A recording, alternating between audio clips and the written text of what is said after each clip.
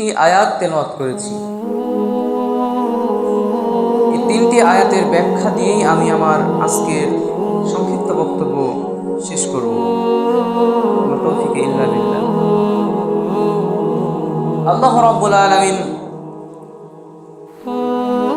কোরআন যে নাজিল করেছেন, কোরআনের ভিতর কি কোনো ভুল আছে? ভুল নেই কিন্তু, তাই না? আমরা সবাই তো বিশ্বাস করছি যে কোরআনে কোনো ভুল নেই। আমি আপনাদের কয়েকটা প্রশ্ন করব, আপনারা যদি আমার সাথে একমত হন তাহলে আলহামদুলিল্লাহ বলে প্রশ্নটির উত্তর দেবেন। আমাদের রিজিকদাতা কি? আল্লাহ না? আমাদের সৃষ্টিকর্তা কি? আমাদের পালনকর্তা কে? আমাদের যে এই যে আমরা বিভিন্ন রকম নাজ নিয়ামত এই পৃথিবীর ভক্ষণ করছি, খাচ্ছি, আমরা ঘুরে বেড়াচ্ছি, এগুলো নাজ নিয়ামত কে সৃষ্টি করেছে? কার জন্য সৃষ্টি করেছে? আমাদের জন্য না? যদি আমরা এটা মেনে নিই যে আমাদের সৃষ্টিকর্তা আল্লাহ, আমাদের রব আল্লাহ, আমাদের যিনি খাওয়াচ্ছেন তিনিও আল্লাহ, আমাদের চলাফেরা করাচ্ছেন তিনিও আল্লাহ, তাহলে এই পৃথিবীর বুকে আইন চলবে কার? আল্লাহর চলবে না আমাদের চলবে? এই পৃথিবীর বুকে যেহেতু আমাদেরকে চলাফেরা করাচ্ছেন, আমাদের নাজ নিয়ামত দিচ্ছেন, আমাদেরকে আমাদের রব, আমাদের সৃষ্টিকর্তা, পালনকর্তা সবই আল্লাহ, তাহলে তারই আইন চলবে না কোনো মানুষের আইন চলবে? পৃথিবীর বুকে কিন্তু কোনো মানুষের আইন চলবে এমন মনোভাব কোনো মুসলমানের হতে পারে না। বলেন ঠিক না বেঠিক? যাদের মনোভাব যে পৃথিবীর বুকে কোনো মানুষের আইন চলবে, তারা কখনো মুসলমান হতে পারে না।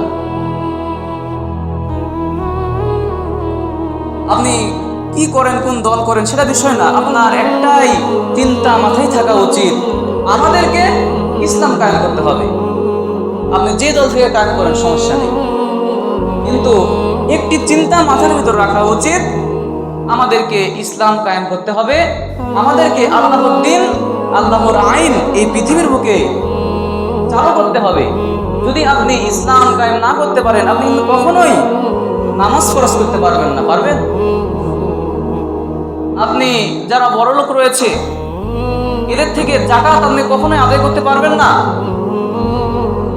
আপনি সমাজের বুকে অন্যায় অবিচার কখনোই রুখতে পারবেন না যদি আপনি ইসলাম কায়েম না করুন।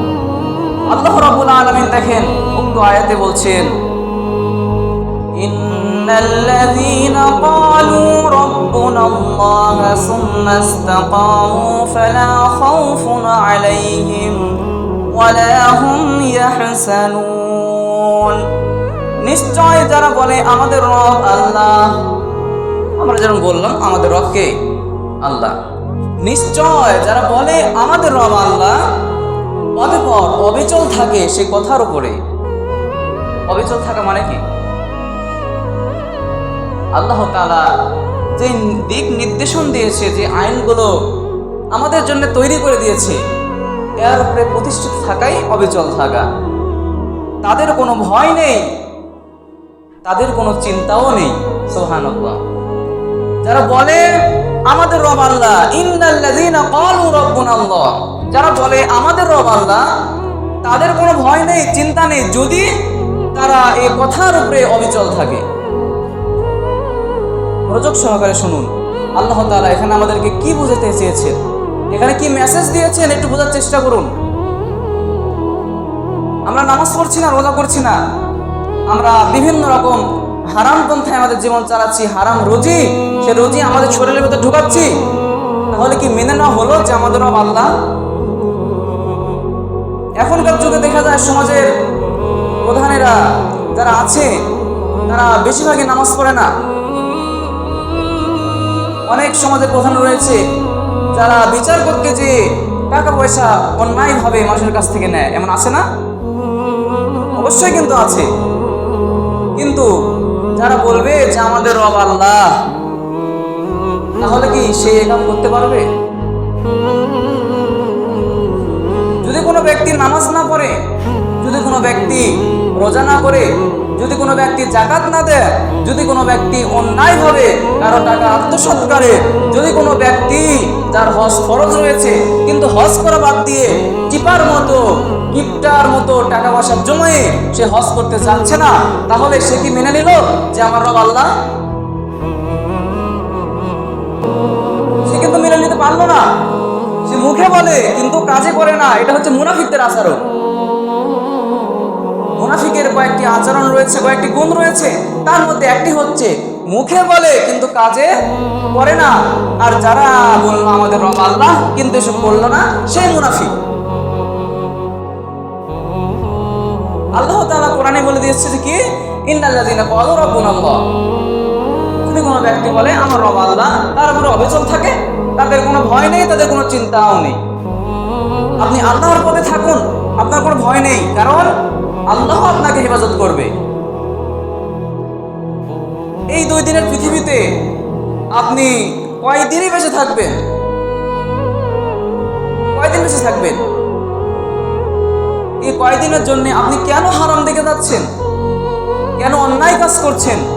কেন মানুষের জিনিস অন্যায়ভাবে ভক্ষণ করছেন?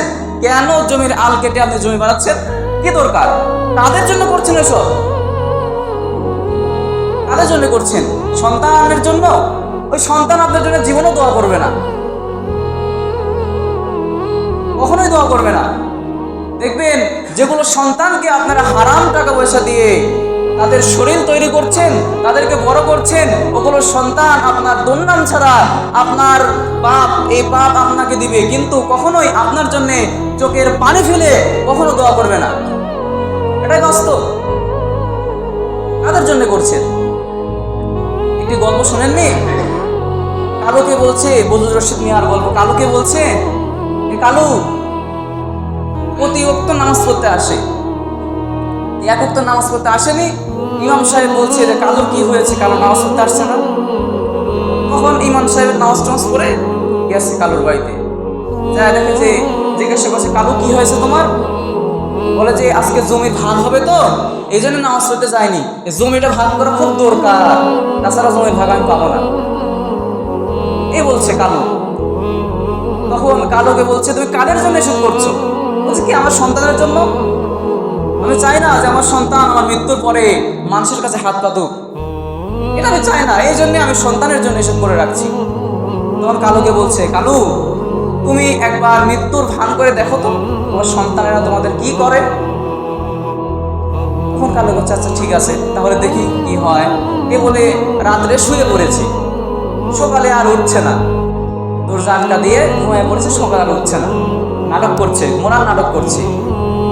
তখন কালুর সন্তান 2টা ছেলে, 4টা ছেলে এসে ডাকছে, আব্বা উঠেন, আব্বা উঠেন, কাজ করতে যাওয়া লাগবে। উঠে না, ডাকে ডাকে উঠে না।